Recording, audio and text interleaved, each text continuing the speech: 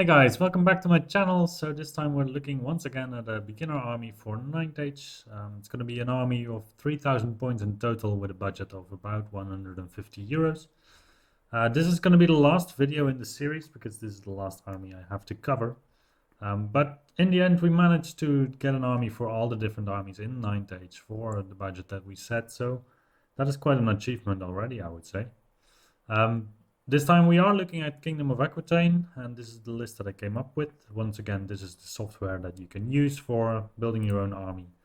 So you can select the different units that you want with the upgrades that you want, and it's quite a convenient software in that sense.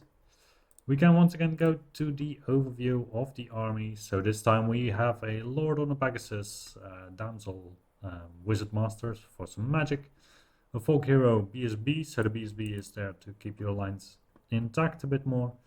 And then basically you have 3 units of knights and 1 unit of Pegasus knights, and that's going to round out your army. The feudal knights are going to be the unit where you will most likely put your damsel and your folk hero. The small unit of feudal knights is just to give you some extra scoring, and the knights resplendent are one of the main hitters of the army, even though the other units can also hit already quite decently. So what kind of models would you use for this army? Well, obviously the Bretonnian range from Games Workshop is quite an obvious choice. But then again, there's a lot of alternatives nowadays, and to hit our 150 euro mark, I would suggest to look at Fireforge games. So Fireforge games has a lot of different knight models, and among those are also the mounted sergeants, the sergeants at arms, and the Teutonic knights. So if you want to go for a more knightly looking army, you could just load up on the Teutonic Knights. They're 28 euros for 12 models, and then you can just paint them in different paint schemes for the different knight units. So you can also mix in the sergeants at arms, which are a little bit more peasant-like looking than the actual knights, and then you can even downgrade further from that with the mounted sergeants that really look like they are just amateur knights, basically. Then again, I would think personally maybe just go for Teutonic Knights for everything and just give them different paint schemes. You could also go for the Teutonic Knights for your Grail Knights or Knights Resplendent, and then use the others for your Knights of the Realm and the Human Outriders.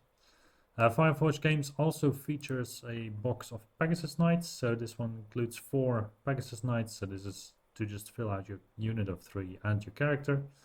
And then in addition you would still need some characters for the Damsel and for the Lord. So far we've spent 3 times 28, 1 times 32. So we are around like 120 euros here. We still have 30 euros left to spend on characters. They have some quite amazing looking characters. So we have this Elseek model, we have a Templar Grandmaster, we have a Teutonic Hochmeister, and you can take any model basically as your druid, and then with that you can get to your list for 150 euros. We can also still look at how it looks on the table. So in this case I'm using the Warhall software. This is a software that allows you to play battles online against anyone who's willing to play against you, really. So there is a lobby also in the program, and you can quite easily find a matchup, quite easily put an army on the table, and then just use the software to play your games. It doesn't include any of the 9th age rules, it just includes all of the tools to allow you to play the game. So here we do have the army with here the Damsel, the Folk Hero BSB, and we have the Equitaine Lord on the Pegasus. We also have the small unit of feudal knights, the big unit of feudal knights, the Knights Resplendent, and we have the human and the Pegasi. So normally I would say that you put the folk hero and the damsel in this feudal knight unit. So in the end you will be playing mostly with your 3 units of knights, trying to zone out the opponent. Small unit can be used to score some objectives, and then the Pegasus Knights, they can be your mobile unit, maybe even together with the character to just fly around.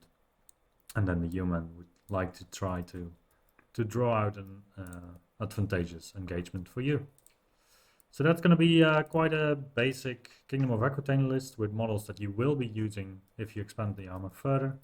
I hope that this has been a blast for you, and I will see you the next time.